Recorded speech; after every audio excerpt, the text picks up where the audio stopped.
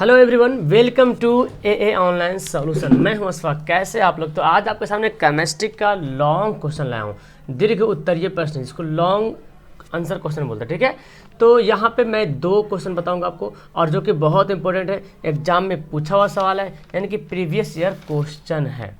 ठीक है, और उन क्वेश्चन को देखने के बाद आपको अगर याद है तो ठीक है, अच्छी बात है।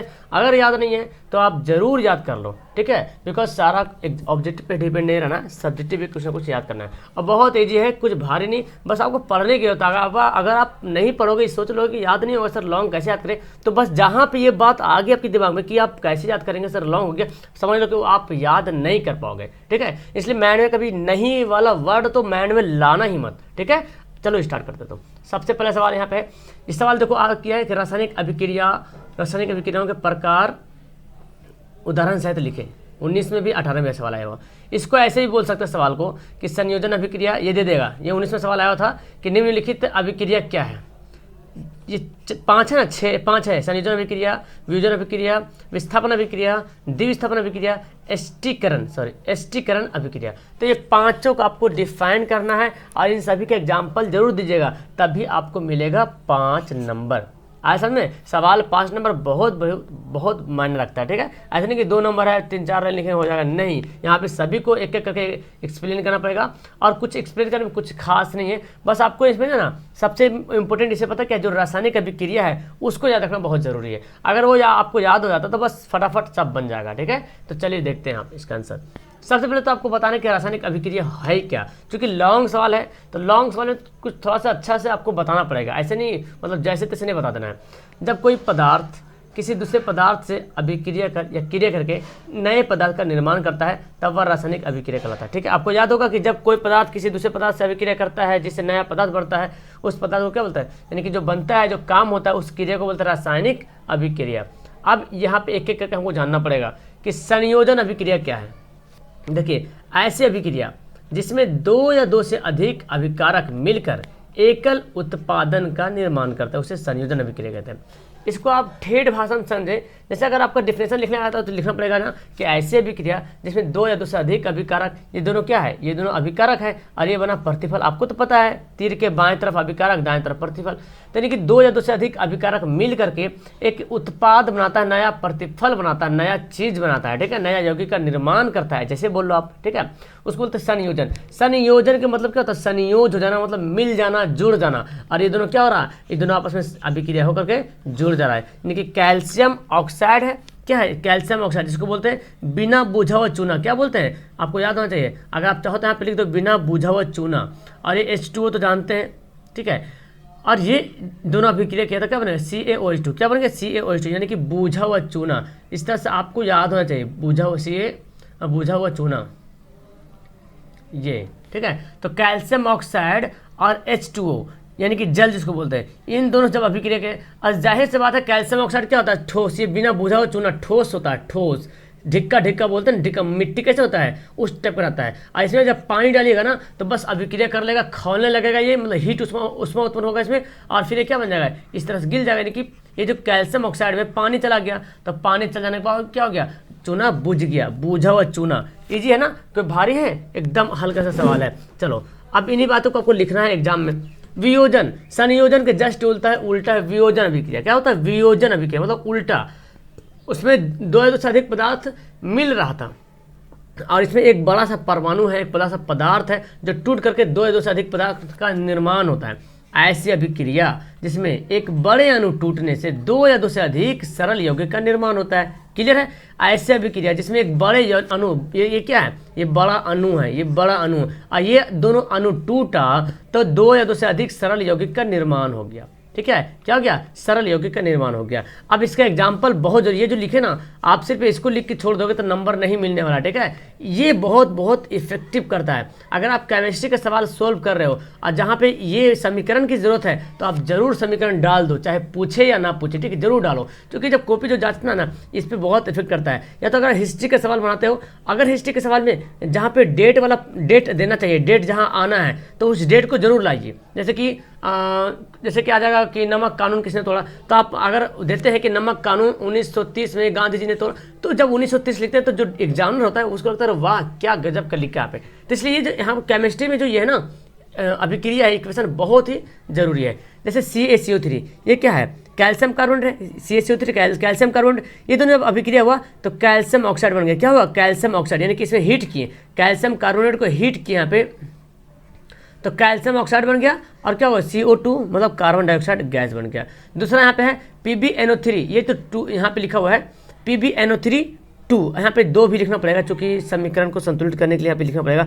ये लेड नाइट्रेट, क्या है, लेड नाइट्रेट है। ये लेड नाइट्रेट से जब अभिक्रिया किया तो PbO बन गया, मतलब लेड ऑक्साइड, क्या बन गया, लेड ऑक्साइड बन गया, NO2 बन गया और फिर O2 बन गया। तो ये बात आप याद रखें वियोजन अभिक्रिया में, ठीक है। यहाँ और कभी कभी पता है ये सवाल ऑब्जेक्टिव सवाल में देता है कि ये कौन सी अभिक्रिया है, तो बस सिर्फ देखना आप ये क्या हो रहा, टूट रहा कि जुट रहा। अगर जुट रहा तो संयोजन होगा, अगर टूट रहा तो वियोजन हो जाएगा।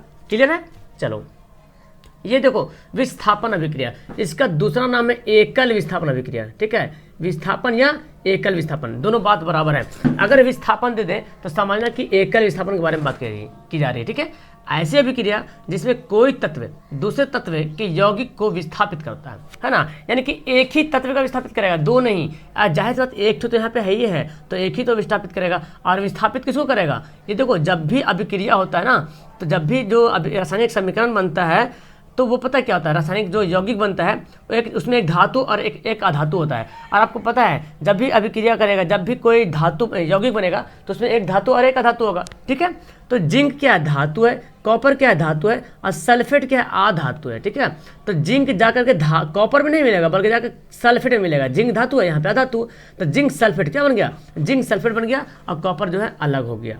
यही है हमारा क्या, एकल विस्थापन। और जाहिर सी बात एक ही तो विस्थापन हो रहा ना, ये दोनों में से एक ही तो विस्थापन हो रहा है ना। Cl2 Cl2 है, क्लोरीन जिसको बोलते हैं। और यहाँ पे क्या है, Ki मतलब पोटेशियम आयोडाइड, नाम भी याद करके जाओ, पोटेशियम आयोडाइड। अब देखो Cl2 I के साथ मिल गया, और हाँ Cl2 जो है सॉरी पोटेशियम के साथ मिल गया, ठीक है। क्योंकि Cl क्या है, क्लोरीन क्या है, धातु क्या है, धातु, तो क्लोरीन आधातु है जी, क्लोरीन क्या है, आधातु है। ऐसा नहीं कि क्लोरीन के जाकर आयोडीन के साथ मिलाना, गड़बड़ हो जाएगा फिर, ठीक है। क्योंकि क्लोरीन भी आधातु और आयोडीन भी आधातु, तो आधातु आधातु से नहीं मिलता है ना। आधातु जब मिलेगा तो धातु से मिलेगा, तो पोटेशियम यहाँ पे धातु है, ठीक है। तो यहाँ पे इससे जाकर मिलेगा KCl और I जो है अलग हो जाएगा, यानी कि आयोडाइड, आयोडीन क्या हो जाएगा, अलग हो जाएगा। तो यहाँ पे देख रहे एकल विस्थापन हो रहा है, ये इससे जाके मिल जा रहा और इसको हटा दे रहा है यहाँ पे, ये भी इसके यहाँ पे जाके मिल रहा और I को यानी कि आयोडीन को हटा दे रहा, तो ये हो जा रहा है एकल विस्थापन या विस्थापन अभिक्रिया भी इसको बोल सकते हैं, ठीक है। अब इसी के जस्ट उल्टा द्विविस्थापन, तो द्विविस्थापन से भी आप समझ रहे बात, मतलब दो विस्थापन करना है। सिंपल सी बात समझो कि दो चीज़ विस्थापन करेगा, दो, यानी कि अब देखो यहाँ पे इक्वेशन डिफिनेशन पढ़ते हैं कि ऐसी अभिक्रिया जिसमें दो अलग अलग परमाणु या परमाणु के समूह का आपस में आदान प्रदान करता है। यहाँ पे बोलता है या तुम मेरे साथ आ जाओ, तुम उसके साथ चल जाओ। द्विविस्थापन, दोनों दोस्त, ऐसे समझो कि दोनों दोस्त है और दोनों दोस्त एक दूसरे के अदला बदली कर लेता है, ठीक है ना। यानी कि ये जो बेरियम है ना, ये जो बेरियम है, तो बेरियम चल जाएगा किसके पास, सल्फेट के पास, क्योंकि बेरियम है धातु और सल्फेट है अधातु, यहाँ क्लोरीन है अधातु और सोडियम है धातु, तो ये इसके साथ मिलेगा, है ना। अभी मैं बताया कि जब भी मिलेगा तो धातु और अधातु के साथ। अब ये दिमाग में मत रखना चाहिए ये किसके साथ मिला दे रहे आप, ये मैं इसको हम इसके साथ ही मिला दे क्या, तो नहीं, क्योंकि ये जब भी मिलेगा तो धातु और अधातु के साथ, एक धातु और एक अधातु, ठीक है। तो बेरियम धातु और इसमें अधातु कौन है, ये अधातु है, तो बेरियम सल्फेट हो जाएगा। क्या हो जाएगा, बेरियम सल्फेट। और यहाँ पे क्लोरीन अधातु और सोडियम धातु, तो सोडियम क्लोराइड NaCl हो जाएगा। ये यहाँ पे दो पड़ा है, किस लिए पड़ा, चूंकि समीकरण को संतुलित भी करना था। AgNO3 और NaCl। अब देखो Ag किसके साथ मिलेगा, Ag क्या है, सिल्वर है, धातु है, और यहाँ पे इसमें अधातु कौन है, इसमें क्लोरीन अधातु है, ठीक है। तो सिल्वर जाके मिलेगा क्लोरीन के साथ, AgCl मिल जाएगा। और NaNO3 ये क्या है, ये अधातु है, और ये क्या है, सोडियम धातु है, तो सोडियम अधातु के साथ मिलेगा, तो NaNO3 क्या हो जाएगा। अच्छा, जब भी शुरू में लिखना होता तो शुरू में धातु लिखते हैं, बाद में अधातु लिखते हैं, ये भी बात याद रखें। ऐसा नहीं कि ये दोनों को मिलाएं तो NO3 और Na लिख दें, गलत हो जाएगा, ठीक है। तो पहले धातु लिखते हैं फिर अधातु लिखते हैं। यहाँ पे देखो पहले धातु अधातु, धातु अधातु, है ना, धातु अधातु, सिंगल में आप अधातु लिख सकते हैं, कोई दिक्कत नहीं। क्लियर है। अब एक और इसे बता है कि एस्टीकरण अभिक्रिया क्या है। वैसी रासायनिक अभिक्रिया जिसमें सांद्र H2SO4 यानी कि सल्फ्यूरिक अम्ल, जिसको अम्लों का राजा बोला जाता है, बैटरी में पाया जाने वाला अम्ल है, ठीक है, जिसको बोलते हैं क्या, जिसको आप बोलचाल की भाषा में बोलते हैं जी तेजाब बोलते हैं, तेजाब, है ना। तेजाब फिल्म देखे कि नहीं देखे, तो तेजाब बोलते हैं बोलचाल की भाषा में, तेजाब। तो इसकी उपस्थिति में एथिल एल्कोहल एसिटिक अम्ल से अभिक्रिया करता है। किस कौन, एथिल एल्कोहल करता है ना, एथिल एल्कोहल जो किससे करता है, एसिटिक अम्ल से अभिक्रिया करता है, तो एथिल एसिटेट यानी कि एस्टर का निर्माण करता है, जिसको बोलते हैं एस्टीकरण। क्या बोलते हैं, एस्टीकरण बोलते हैं, यानी कि एस्टर का निर्माण, एस्टीरीकरण होगा, सॉरी यहाँ पे मिस्टेक, एस्टीरीकरण है ना, एस्टीरीकरण भी वहाँ पे होगा। तो एस्टीरीकरण समझ में आ गया, यानी कि एथिल अल्कोहल जो है एसिटिक अम्ल से अभिक्रिया करेगा तो एथिल एसिटेट या एस्टर का निर्माण करेगा। अब देखो ये C2H5OH ये क्या है, ये आपका एथिल एल्कोहल, क्या है, ये एथिल एल्कोहल है। और CH3COOH ये पता आपको क्या, एसिटिक अम्ल। देखो सबका फार्मूला जो है सूत्र है ना, सूत्र आप लोग को याद करना पड़ेगा। ये क्या है, ये है एथिल एल्कोहल है और इसका नाम क्या है, एसिटिक अम्ल है, ठीक है। ये एसिटिक, जिसको सिरका में पाया था ना, सिरका में एसिटिक अम्ल पाया, वही एसिटिक अम्ल CH3COOH। अब ये जब अभिक्रिया हुआ यहाँ पे H2SO4 यहाँ पे लिखना पड़ेगा, क्योंकि सांद्र H2SO4 की उपस्थिति में कराना है ना, जिसकी उपस्थिति में कराना पड़ेगा तो तीर के ऊपर वो देना पड़ेगा। और ये क्या बन गया, एथिल एसिटेट बन गया। देखिए ये एथिल एसिटेट का सूत्र है, एथिल एसिटेट, और ये जल हमारा हो गया। तो एक सवाल यहाँ पे देखो इतना लंबा लिखेगा तब आपको 5 नंबर मिलेगा। और एक सवाल और मैं आपको इसमें बताता हूँ, ये भी बहुत इंपॉर्टेंट सवाल, ये 2018 में सवाल आया हुआ है, ठीक है, बहुत अच्छा सवाल है। और आपको भी पता होगा इस इंपॉर्टेंट सवाल है कि रासायनिक गुणधर्मों के आधार पर धातुओं और अधातुओं में विभेद कीजिए। क्योंकि बोर्ड को पता है कि भौतिक को सबको पता है ना, आघातवर्धनीय होता है, तन्य होता है, बहुत कुछ पता है, सबको पता है, लेकिन रासायनिक अभी गुणधर्मों के आधार पर धातु और धातु का विभेद बताना है कि अंतर बताना है। तो चलो अंतर मैं देख लेता हूँ, इसका अंतर क्या क्या है। पढ़ लेते हैं। धातु क्षारीय ऑक्साइड बनाती है, धातु जो है क्षारीय ऑक्साइड बनाती है, जिसमें से कुछ क्षार बनाती है, ठीक है।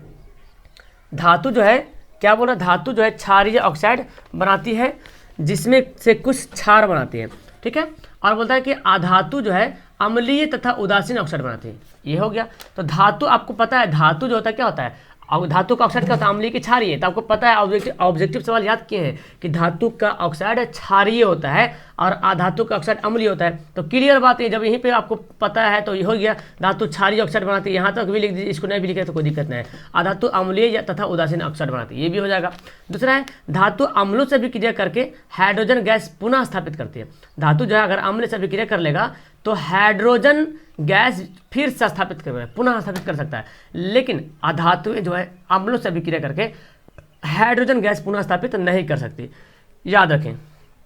अगला है धातुएं धनात्मक आवेश की प्रकृति होती है, धातु धनात्मक और अधातु अधातु क्या होता है, ऋणात्मक। आपको बताया था जो अभिक्रिया करता है धातु, जैसे क्लोरीन क्या है, अधातु है तो इस पर पावर ऋणात्मक रहता है, ठीक है। सोडियम क्या है, सोडियम क्या धातु, तो ये इस पर प्लस का रहता साइन, है ना, आपको पता है। तो धातु जो धनात्मक आवेश होती है, धातु पर जो धनात्मक आवेश होगा और अधातु पे ऋणात्मक आवेश होता है। अब कौन सा तत्व धातु है या अधातु है, वो लास्ट में उसकी संयोजकता यानी कि इलेक्ट्रॉनिक विन्यास लास्ट में कितना है। अगर 1 है तो त्याग देगा तो धातु बन जाएगा, 1 2 3 रहता तो धातु बनता, ठीक है। और 5 6 7 रहता तो लास्ट में अधातु। अगर किसी तत्व के इलेक्ट्रॉनिक विन्यास करने पे आखिरी पे 1 2 3 आता है तो वो धातु कहलाएगा, और अगर 5 6 7 आएगा तो अधातु कहलाएगा, ठीक है। आप जानते हैं धातुएं अवकारक होते हैं और अधातुएं जो है ऑक्सीकारक होते हैं, ठीक है। धातुएं क्या होता है, अवकारक, अधातुएं ऑक्सीकारक। देखो मेरा उल्टा पुल्टा लाइन हो गया, थोड़ा सा आप एग्जाम में ऐसे मत लिखना, सीधा सीधे सामने सामने लिखना, ठीक है।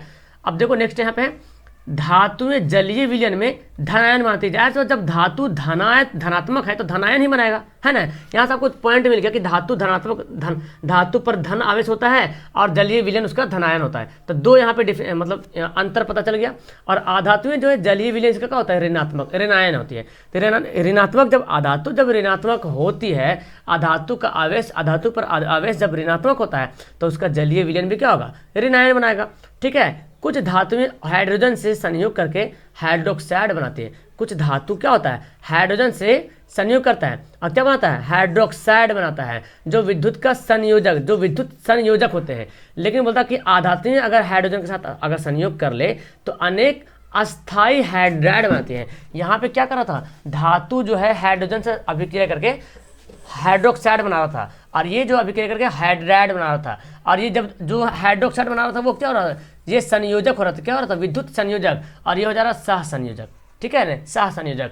तो खैर देखो कुछ है नहीं, धातु अधातु में अंतर याद करना, या रासायनिक हो या भौतिक हो, बहुत ईजी है। आपको पता है ये धातु, जो धातु का मतलब धातु का अक्सर क्षारीय होता है, इसका अम्लीय होता है, ठीक है। अम्लीय से अभिक्रिया करेगा तो हाइड्रोजन आयन पुनः स्थापित कर सकता है, और ये नहीं कर सकता है। ये धनायन होता है, धातु जो धनात्मक होता है ये ऋणात्मक आवेश होता है, ये अवकारक होता है, ये ऑक्सीकारक होता है। जलीय विलयन धनायन होता है, इसका ऋणायन होता है। ये हाइड्रोजन अभिक्रिया करके हाइड्रोक्साइड बनाएगा, ये हाइड्राइड बनाएगा। इसका विद्युत संयोजक होता है, विद्युत सहसंयोजक होता है। तो 3-4 बार ऐसे करके पढ़ लीजिएगा ना, तो मेरे ख्याल से ये सब सवाल एकदम बच्चा तरह लगेगा पढ़ने के लिए। और रटने की जरूरत भी क्या है आपको, तो मैं बहुत अच्छी तरीके से बता रहा हूँ, रटने की कोई जरूरत नहीं। आप एकदम माइंड फ्रेश करो, सुबह सुबह उठो 5 बजे और इसको याद कर लो, मतलब पढ़ लो। जैसे कि हमको कैसे पढ़ते हैं, कहानी कैसे पढ़ते हैं, कहानी याद हो जाता है, बस उसी तरह से समझो कि ये कहानी पढ़ रहे समझ के और हमको याद हो जा रहा है। इसमें से आपको बहुत सारा ऑब्जेक्टिव सवाल भी पता होगा, तो जब ऑब्जेक्टिव सवाल पता है तो सब्जेक्टिव याद करने में तो एक सहारा बन गया ना। तो समझ में आया सवाल। तो मैं यहाँ पे 2 इंपॉर्टेंट सवाल मैं आपको बताया, जो कि बहुत चांसेस है एग्जाम में आ सकता है, ठीक है। तो इन सभी सवाल को अपने कॉपी पे, अगर नोट आपके है तो बात बहुत अच्छी बात है, कॉपी में तो हर कुछ नोट है, सभी के पास किताब है, लेकिन पढ़ना जरूरी है ना। तो कॉपी में अगर नोट कीजिए, नहीं नोट है तो इन सभी को याद कर लीजिए, ठीक है। और अगर वीडियो अच्छी लगे तो लाइक करना। मिलता हूं आपको नेक्स्ट वीडियो में। That's all, thank you everyone, have a nice day, bye.